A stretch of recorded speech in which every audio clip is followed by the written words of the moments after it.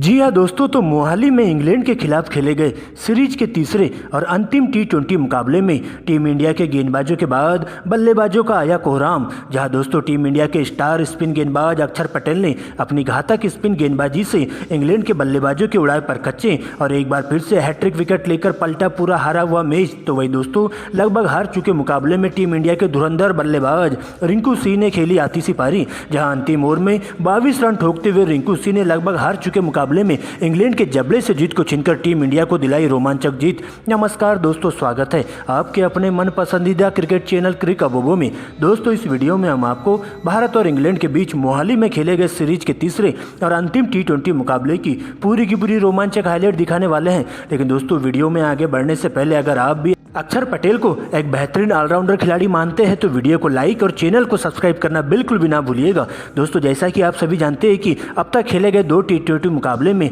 दोनों टीमों ने एक मुकाबले जीत हासिल कर ली थी। लेकिन दोस्तों इसी बीच मोहाली में सीरीज का तीसरा टी20 मुकाबला खेला गया, जहां दोस्तों इस मुकाबले में टीम इंडिया की कमान रोहित शर्मा वहीं इंग्लैंड के लिए जोस बटलर कप्तानी कर रहे थे। दोस्तों इस मुकाबले में जैसी टॉस होता है सिक्का उछाला जाता है और इंग्लैंड के कप्तान जोस बटलर के द्वारा इस मुकाबले में टॉस जीतकर पहले बल्लेबाजी करने का फैसला किया जाता है और टीम इंडिया को गेंदबाजी करने के लिए आमंत्रित किया जाता है। दोस्तों इसके बाद इंग्लैंड के लिए पारी का आगाज करने के लिए इंग्लैंड के 2 धाकड़ ओपनर बल्लेबाज जॉनी बेस्टो और डेविड मलान की एंट्री होती है, जिनके कंधों पर टीम को एक ठोस शुरुआत देने की जिम्मेदारी सौंपी जाती है। वही दोस्तों टीम इंडिया की ओर से पहले ओवर की गेंदबाजी करने आते स्टार तेज गेंदबाज मोहम्मद सिराज, जहां दोस्तों पहले ओवर में जॉनी बेस्टो अपने हाथ खोलते हुए आक्रामक रवैया अपनाते हैं और मोहम्मद सिराज के पहले ओवर में 2 छक्के और 2 चौके लगाते हुए 20 रन बटोर लेते हैं। इस प्रकार से उनकी पूरी तरह से लाइन बिगाड़ कर रख देते हैं। हालांकि दोस्तों दूसरे ओवर में गेंदबाजी करने आते बाएं हाथ के तेज गेंदबाज अर्शदीप सिंह, जहां उनका सामना होता है डेविड मलान से और डेविड मलान भी अपना विकराल रूप दिखाते हुए इसी ओवर की अंतिम की 3 गेंदों पर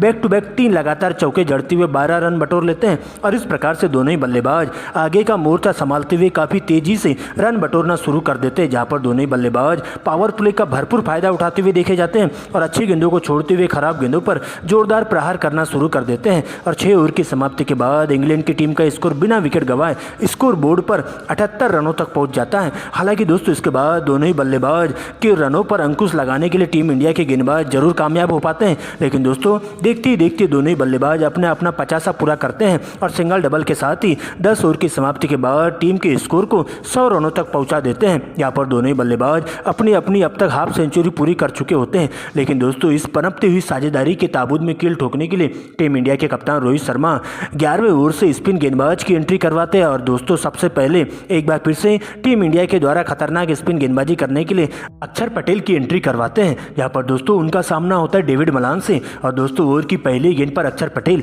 इस साझेदारी को तोड़ने में कामयाब हो जाते हैं। जहाँ पर दोस्तों टीम इंडिया के लिए खतरा साबित हो रहे डेविड मलान को 51 रनों के स्कोर पर क्लीन बोल्ड कर दिया जाता है। हालांकि दोस्तों इसके बाद इसी ओवर की अंतिम गेंद पर एक बार फिर से जॉनी बेस्टो जल्दबाजी कर बैठते हैं और 50 के स्कोर पर क्लीन बोल्ड होते हुए डगआउट की ओर लौट जाते हैं। और इस प्रकार से अक्षर पटेल एक ही ओवर में इंग्लैंड के दोनों ही ओपनर बल्लेबाजों का चालान काटते हुए उन्हें डगआउट की ओर भिजवा देते हैं। हालांकि दोस्तों इसके बाद जो रूट का साथ देने के लिए नए बल्लेबाज के तौर पर स्टोक्स की एंट्री होती है। यहाँ पर दोस्तों स्टोक्स के साथ मिलकर दोनों ही बल्लेबाज आगे का मोर्चा संभालते हैं और सिंगल डबल के साथ ही टीम के स्कोर को आगे बढ़ाते हुए देखे जाते हैं। लेकिन दोस्तों इसी बीच 12वें ओवर में एक बार फिर से इस साझेदारी को तोड़ने में अर्शदीप कामयाब हो जाते हैं और स्टोक्स को मात्र 12 के स्कोर पर चलता कर देते हैं। लेकिन दोस्तों इसके बाद लिविंगस्टन की एंट्री होती है, यहाँ पर एक छोर से जो रूट अंगद की तरह डटकर मुकाबला करते हुए देखे जाते हैं और 14वें ओवर में अक्षर पटेल को टारगेट करते हुए 2 छक्के लगा देते हैं। वही दोस्तों इसके बाद अगले ही ओवर में एक बार फिर से लिविंगस्टन अक्षर पटेल के ऊपर पूरी तरह से हावी हो जाते हैं और इसी ओवर में 2 छक्के और 2 चौकों की मदद से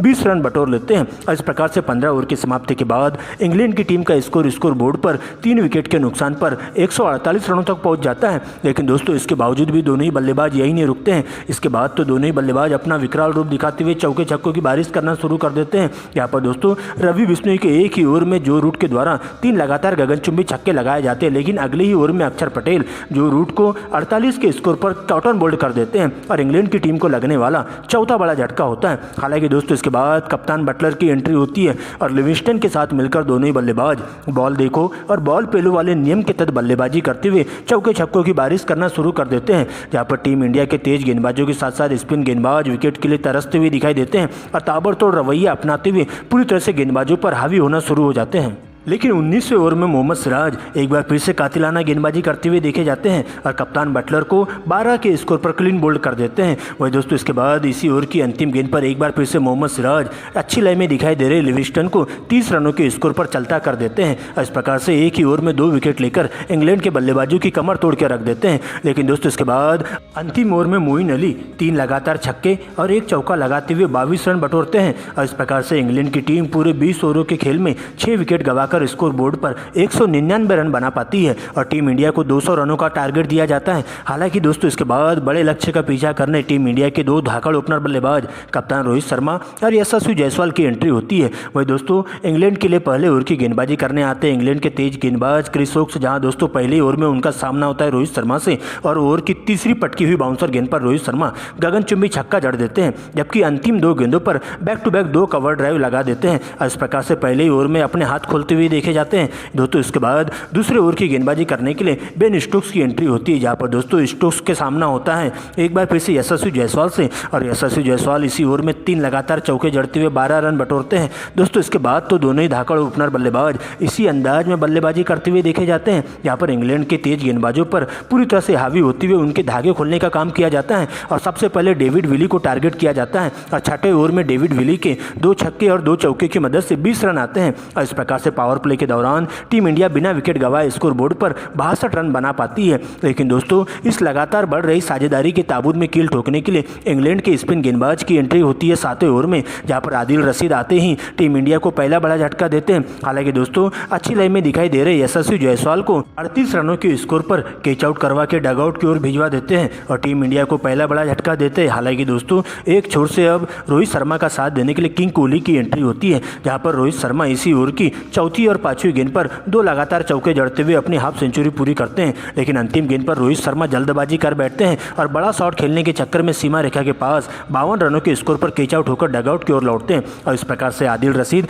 एक ही ओवर में टीम इंडिया के दोनों ही ओपनर बल्लेबाजों को आउट करते हुए डगआउट की ओर भिजवा देते हैं। लेकिन दोस्तों अब विराट कोहली का खेल शुरू होता है, जहां पर किंग कोहली का साथ देने के लिए सूर्या की एंट्री होती है, जहां पर विराट कोहली टोपली के एक ही ओवर में 2 छक्के और 2 चौके की मदद से 20 रन बटोरते हैं। लेकिन दोस्तों विराट कोहली भी जल्दबाजी कर बैठते हैं और 20 रनों के स्कोर पर लिविंगस्टन की गेंद पर शिकार होकर डगआउट की ओर लौट जाते हैं। लेकिन दोस्तों इसके बाद पूरा का पूरा दारोमदार सूर्य कुमार यादव के कंधों पर आ जाता है और अब उनका साथ देने के लिए टीम इंडिया के खिलाड़ी शिवम दुबे की एंट्री होती है। दोस्तों इसके बाद तो सूर्य कुमार यादव और शिवम दुबे के ऊपर दबाव जरूर होता है और जैसे तैसे सिंगल डबल के साथ इस दबाव से उभरने की कोशिश करते हैं और अच्छी गेंदों को छोड़ते हुए खराब गेंदों पर ताबड़तोड़ अंदाज में बल्लेबाजी करना शुरू कर देते हैं, जहाँ पर दोनों ही बल्लेबाज पहले 10 ओवर के खेल की समाप्ति के बाद टीम इंडिया के स्कोर को 85 रनों तक पहुंचाते हैं। लेकिन दोस्तों इसके बाद गियर बदलते हैं दोनों ही बल्लेबाज और 11वें ओवर से शिवम दुबे 2 छक्के और 3 लगातार चौके जड़ देते हैं, जबकि 12वें ओवर में सूर्या का बल्ला भी जम के गरजता है और मोइन अली के एक ही ओवर में 3 लगातार चौके सूर्या के बल्ले से देखने को मिलते हैं। तो वही 15वें ओवर में डेविड विली के एक बार फिर से दोनों ही बल्लेबाज 20 रन बटोरते हैं और इस प्रकार से टीम इंडिया 15 ओवर की समाप्ति के बाद स्कोर बोर्ड पर 148 रन बना पाती है, वो भी 3 विकेट के नुकसान पर। लेकिन दोस्तों इसके बावजूद दोनों ही बल्लेबाजों का बल्ला यही नहीं रुकता है और इसके बाद बॉल देखो और बॉल पेलो वाले नियम के तहत बल्लेबाजी करते हुए सबसे पहले सूर्य कुमार यादव मात्र 27 गेंदों में अपना अर्धशतक पूरा कर लेते हैं, जबकि दोस्तों 17वें ओवर की पहली 2 गेंदों पर एक बार फिर से शिवम दुबे 2 लगातार गगनचुंबी छक्के जड़ देते हैं। लेकिन तीसरी गेंद पर एक और बड़ा शॉट खेलने के चक्कर में सीमा रेखा के पास कैच आउट होकर डगआउट की ओर लौट जाते हैं और इस प्रकार से टीम इंडिया को चौथा बड़ा झटका शिवम दुबे के रूप में लगता है। और दोस्तों इसके बाद शिवम दुबे के आउट होते ही रिंकू सिंह की एंट्री होती है, जहां पर दोस्तों अंतिम के 3 ओवरों में टीम इंडिया को इस मुकाबले में जीत हासिल करने के लिए अभी भी 42 रनों की दरकार होती है, जहां पर दोस्तों शिवम दुबे के आउट होते ही अब रिंकू सिंह आगे का मोर्चा संभालते हैं और सूर्य कुमार यादव के साथ मिलकर संभल कर बल्लेबाजी करते हुए और कोई विकेट खोने का काम नहीं करते हैं, जहां पर दोस्तों दोनों ही बल्लेबाज काफी सूझबूझ भरे बल्लेबाजी का नजारा पेश करते हैं और इंग्लैंड के तेज गेंदबाजों के साथ साथ स्पिन गेंदबाजों पर हावी होते हुए रनों की बारिश करना शुरू कर देते हैं और इस मुकाबले में टीम इंडिया को अभी भी जीत की दहलीज पर ले जाने की कोशिश करते हैं, जहां पर दोस्तों सबसे पहले रिंकू सिंह 2 लगातार चौके जड़ देते हैं। तो वही दोस्तों 19वें ओवर में सूर्या का बल्ला भी जम के गरजता है और इसी ओवर में डेविड विली को टारगेट करते हुए 1 छक्का और 1 चौका लगा देते हैं। हालांकि दोस्तों अभी भी अंतिम ओवर का खेल शेष बचा रहता है, जहां अंतिम की 6 गेंदों में टीम इंडिया को इस मुकाबले में जीत हासिल करने के लिए 18 रनों की दरकार होती है। यहाँ पर दोस्तों पहली ही गेंद पर सूर्य कुमार यादव 1 चौका जड़ देते हैं और दूसरी गेंद पर सिंगल लेकर रिंकू सिंह को स्ट्राइक देते हैं। हालांकि दोस्तों इसके बाद तीसरी गेंद ब्लॉक होल में की जाती है, जहां पर रिंकू सिंह इस गेंद को बड़ा शॉट खेलने में पूरी तरह से नाकामयाब साबित हो जाते हैं। लेकिन दोस्तों अंतिम की 3 गेंदों का खेल शेष बचा रहता है और इसके बाद रिंकू सिंह सबसे पहले अपना बल्ला बदलते हैं और इसके बाद डेविड विली की पूरी तरह से लाइन लेंथ खराब कर देते हैं, जहाँ पर दोस्तों रिंकू सिंह 1 छक्का और 2 चौका लगा देते हैं और इस प्रकार से लगभग हार चुके मुकाबले में टीम इंडिया तीसरे T20 मुकाबले को जीतकर